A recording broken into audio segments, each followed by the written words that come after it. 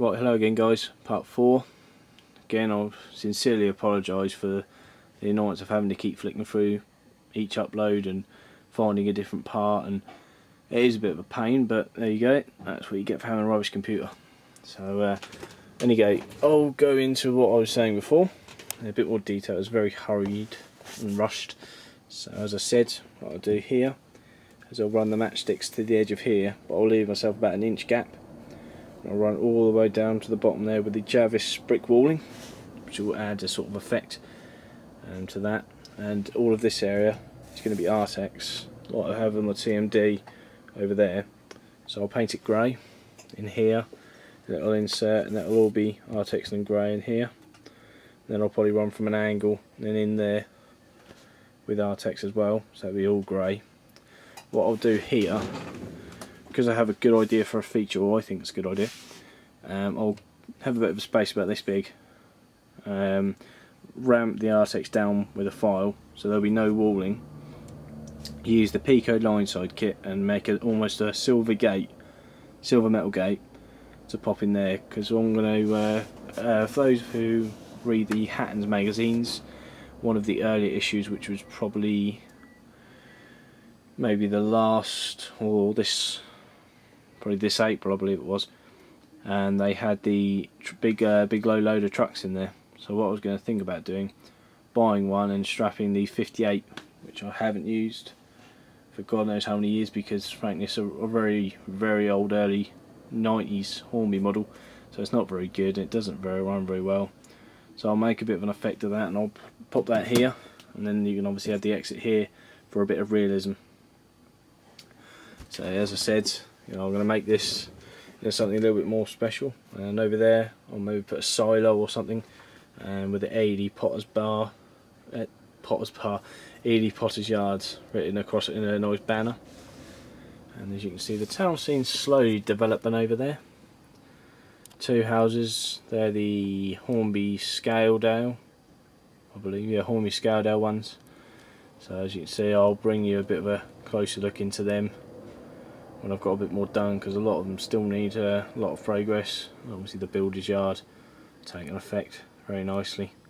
That's been a bit of a deserted area lately as I've been working so hard on this area. So as you can see, it's coming on very slowly. I'm quite happy with it. As you just have a look down the main line, you can see the ballast and there start to take a bit more shape. As you can tell, the line is not very straight, or no, can't do much because of the board. You just have an effect, look over on the woodland, and just like in generally what the layout has become. I think it looks 1,000 times better than it did in the last upload, or I hope you think the same. So the idea, I'm just trying to create almost like a small station. As you can see, I think it looks good when you zoom in like that. It gives it a good effect. You can see the local service Sprinter there.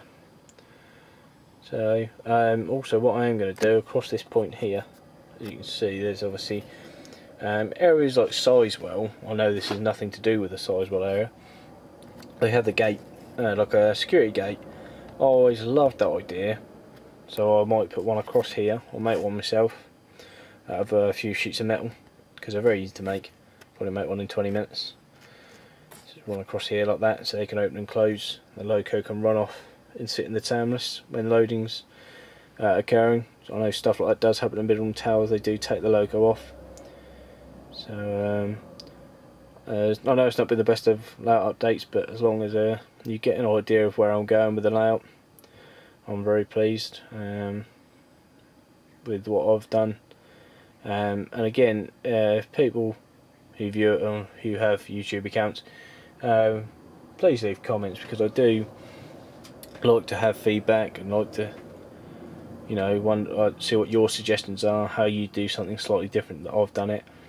Anything I could add, anything you think doesn't quite work, alternatives I could try, feel free, because I do enjoy reading through them, and it does help because you get other people's opinions. It's not just your own. A layout you can make your own, but you do need other people to sort of give you a push on the way, like Ross's suggestion with the forest or the woodland.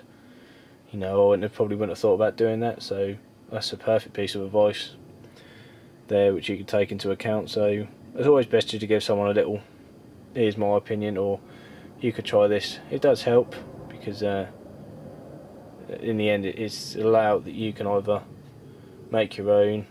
You know, some people want to make it all themselves, but I do prefer to have another person's opinion.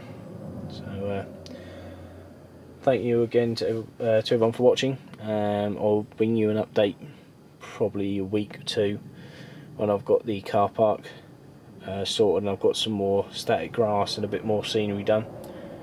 So and also I'll bring the Loco reviews as soon as possible, which will be the ones I've said in the part 1. So I hope everybody enjoyed the updates, and hopefully next time I'll be able to bring you one long update rather than a few sections. So thank you again for watching, and feel free to leave the comments.